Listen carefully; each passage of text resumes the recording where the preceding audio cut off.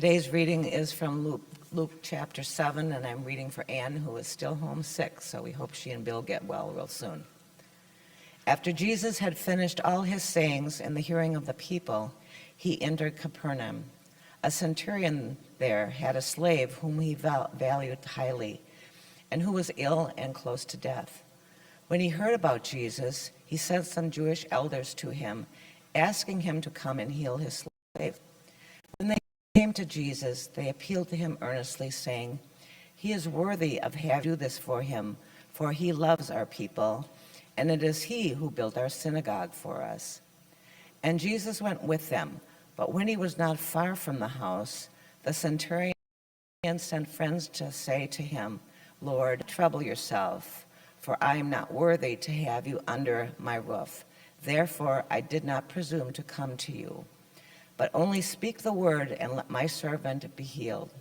For I also am a man set under authority, with soldiers under me. And I say to one, 'Go,' and he goes, and to another, 'Come,' and he comes. And to my slave, 'Do this,' and the slave does it."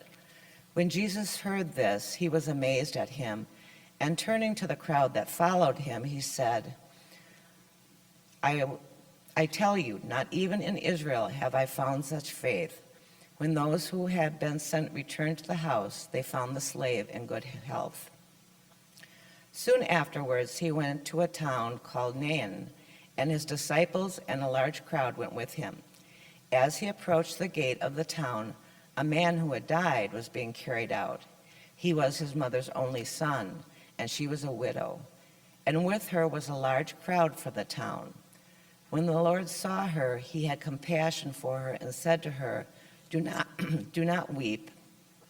Then he came forward and touched the bier, and the bearers stood still. And he said, "Young man, I say to you, rise." The dead man sat up and began to speak, and Jesus gave him to his mother. Fear seized all of them, and they glorified God, saying, "A great prophet has risen among us, and God has looked favorably on his people." This word about him spread throughout Judea and all the surrounding country.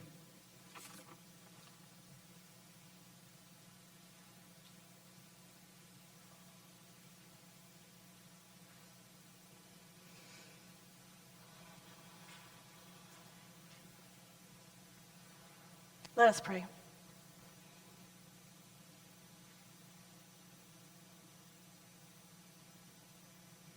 Loving and healing God, may our words and thoughts, reflections and actions be a blessing to you and all you love. Amen. Absolutely unrelated, this is the title we set up before the sermon was written. So I invite you to write a different title. Have you ever imagined what it might be like to be some of the other disciples? You know, the ones maybe you don't hear about nearly as much. Not Peter, not James. Maybe it went something like this. As they were walking behind Jesus, Philip and Bartholomew were confused. But this wasn't new to them. In the time that they had been following Jesus, they found that he did things and said things often that were confusing at first. Philip and Bartholomew had learned, though, that if they discussed things together, they could often figure it out. That's how they usually occupied themselves as they walked between communities and cities and villages, behind their rabbi along dusty roads between destinations. And that's why they didn't mind being all the way at the back of the line, out of earshot of their teacher. Today they were puzzling over what had happened a few days ago in Capernaum. Jesus had healed the slave of a centurion and now Philip and Bartholomew were trying to work out why Jesus had done it. Philip felt that the centurion wasn't deserving of such a miracle. Why would Jesus help a Roman soldier, let alone a centurion? Philip asked. He is the enemy. Isn't the Messiah supposed to come and destroy him and all of his kind in the final battle? It makes no sense. I thought we were supposed to be gathering our own people and not helping the likes of him. Of course, Bartholomew reminded Philip that the elders in the town had come to Jesus and pleaded on behalf of the centurion. They had told Jesus that the centurion was a good man. After all, he had provided the money to build their synagogue. Bartholomew said that if he had done that, he couldn't be all bad. If the elders said he was worthy of a miracle, then he must be worthy. But Philip wasn't convinced. He reminded Bartholomew that the centurion himself had admitted he was unworthy of the miracle. He said he wasn't even worthy to have Jesus step foot into his home. By his own admission, the centurion had no business asking for Jesus to his healing, for the healing. So why did Jesus grant it? This is a really good point. After Bartholomew turned it over in his mind for a while, he said, "You're forgetting that Jesus himself said the man was worthy." He said that in all of Israel, he had not seen such faith. It was his faith that made him worthy. And Philip didn't like this one bit. This man was a Roman pig, not to mention a slave owner. He had probably killed many Jews. He enforced taxes that kept them on the edge of poverty, and he and his kind were the reason Philip and his people weren't truly free. No amount of money for synagogues, no amount of piety could erase all of it. Could it? It couldn't. Maybe we should just ask him why he did it, Philip said. Bartholomew agreed, but he wasn't hopeful that Jesus would clear things up. Often their rabbis' answers just led to more questions. Lord, help them if Jesus decided to answer them with a parable. How quickly it is, though, that we, who is worthy and who is not worthy, who deserves compassion or kindness, community or healing. Did the disciples occupiers, their oppressors, their abusers, even if they were just following orders, did the Romans deserve compassion? Do those who move without compassion deserve compassion? And I think we want to say yes. Well, we sit here in the church with our best Christian attitudes. And when we're at home and we're watching the news, the answer may be less likely to be yes. Or if it's not. Sometimes we are committed to other people saying they deserve their terrible attitudes. Sometimes we like to help along karma. There's a whole section of the internet dedicated to petty, because we sometimes like to see that happen. Responding in spite, returning evil for evil, or anger for anger, disagreeableness for disagreeableness. In the first century, a contemporary to Jesus was Rabbi Gamaliel. See?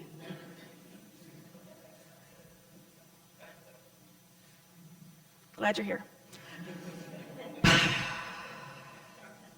He was once asked why God sometimes heals unbelievers of their sickness, and he responded by telling them this parable, because that's how you answer questions. There was in a certain village a banker known by people for his honesty and integrity. He was so trusted in the community that everyone who came to deposit money with him did so privately, as if leaving money with a member of their family, except for one villager. This villager was suspicious of everybody and doubly so the banker. Whenever he deposited money, he always brought a witness with him in case he ever had to take the banker to court. One day, the suspicious villager had to deposit money in haste, and he went to the banker without a witness. When the heard about it, he said, "You should deny the man ever made a deposit to you." His friends in town, because he is would teach him a lesson. But the banker replied, "Why would I do such a wicked thing for such a short-term gain? By continuing to be honest and generous, even when he doesn't deserve it, I may yet win the trust of this man who does not believe in me." Now, as Philip and Bartholomew continued talking, they looked up and saw that they had stopped. Jesus and the disciples had reached the gate of a town called Nain, where a crowd of people were leaving. It was a procession of mourners. They were carrying a young man on a stretcher. He was not much older than many of the disciples, but he was lying there, pale, lifeless, stiff as a board. The whole town was following, chanting and wailing, but there was an older woman following just behind the stretcher. Her cheeks are streaked with tears, but she looked straight ahead. The disciples recognized instantly, without being told, she is the man's mother. She was alone, and she walked solemnly and quiet, composed, keeping a waterfall of emotion pent up behind a quivering lip until she can't do it any longer. And the tears come flooding, and her voice breaks as she sobs over and over again, "My boy, my boy." Philip and Bartholomew look at Jesus. Their rabbi has tears welling up in his own eyes. Jesus seems deeply and profoundly moved by the sight of the woman he's never met burying her only son. They also know, without being told, that Jesus is right now thinking of his own mother. And as the woman passes Jesus, he gently says to her, "Don't cry." And then, unable to restrain himself, he walks up, puts his hand on the stretcher, and the proceedings ground to a halt. Now it is silent. All eyes are on Jesus. He wipes a tear away from his eye and looks at the kid on the stretcher, and then with the voice of authority, he says, "Young man, get up." The gasp, the young man suddenly sits up. What's going on? How did I get here?" he asks. Jesus helps the man out of the stretcher and gives him to his mother. He smiles as the two hug each other and weep. Everyone is amazed. They are saying things like, "This must be a prophet. God has come to his people." Part of what makes stories like these healing stories, so hard is that there are so many people who aren't healed. Not only was the young man going to die again someday in the future, but there were people over Galilee, all over the world, who died that day. Babies, children, young and old. Because we are finite creatures made of flesh and atoms and cells and neurons. And these miraculous healings seem to be just done by chance. Jesus stumbles upon them. So maybe the point of the story isn't the healings.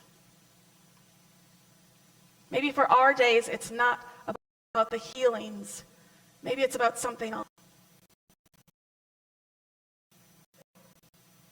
As they were walking from Bartholomew, were silent for a long time, and finally Philip speaks. She asked. Bartholomew asked what he needed. The widow, she didn't ask for Jesus to do anything. She didn't say, "I believe you can heal him." No one asked either. No one came up to us and said, "You have to help this lady because she's a wonderful person and everyone looks up to her." she was just on her way to bury her son. Jesus didn't know anything about her, just that she was grieving and that she was about to be on her own. Jesus didn't see worthiness or her unworthiness. He just saw her pain. Bartholomew smiled. Jesus doesn't seem to care who is deserving or who isn't, does he? It's like not about who they are, but about who he is.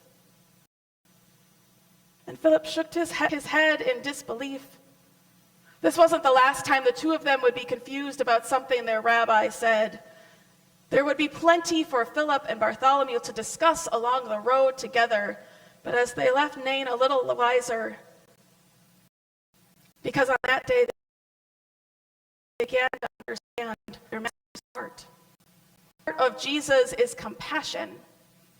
If we were to translate it backwards into its original languages, the word that is translated into compassion is a guttural feeling. It's visceral. You feel it in your stomach, in your guts. Your body responds physically to the emotion. And that visceral response. Scholar, theologian David Griffith said, compassion is a quality which calls us to be with God and effective creative transformation of the world. He went on to say, we may not be called on in our daily lives to resuscitate someone from death or life-threatening conditions, but we are called upon daily to live in solidarity with those whose life circumstances are more vulnerable than our own, and to help make their lives better in some way. To pray for the discernment to see things that way and to act accordingly is the center of embodying compassion and being a partner with God in this ongoing work of creative transformation. Even at times when it doesn't seem like a crisis is every day, though maybe it does. But even then, the world can be overwhelming. The needs, the lives of the vulnerable, those who are moving without compassion, and those who are suffering under the weight of lack of compassion, it can all be too much.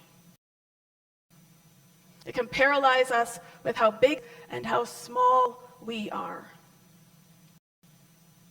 My guts can wrench, my heart breaks 100 times every day, and then I remember that I can't bring world peace, and I can't feed every child, and I can't bind the wounds or clean the waters, and then my heart breaks over again.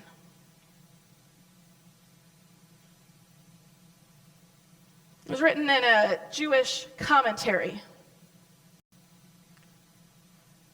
Do not be daunted by the enormity of the world's grief. Do justly now. Love mercy now. Walk humbly now. You are not obligated to complete the work, but neither are you free to abandon it. We have to remember in this work that we are not alone.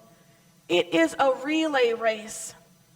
It is all of us and our ancestors and those for whom we are going to be ancestors. It is a group project. We worship, serve, and love and community as part of a denomination, as part of a universal church, so that we can do more together than we ever could alone. Because the long arc of the universe bends towards justice, but it does so because we keep reaching up and pulling on it together. We are called to move in compassion and to use that feeling to do something about it. There's a apparently misattributed quote that is of John Wesley that is in fact part of the Methodist tradition. To do all the good you can, by all the means you can, in all the ways you can, in all the places you can, all the times you can, for all the people you can, for as long as you can. We do what and as we can, because we can't do it all. And we trust in each other to care for us, to be moved in compassion, to do some of the work with us, for us when we can't. We each bring a piece of the food we gathered together so that we might be part of feeding this community who needs it. We carry the baton as long as we can, do our part of the group project. We carry in us the heart who doesn't decide who is worthy. We care for the vulnerable, and then we do all things and move always in love and compassion. Friends,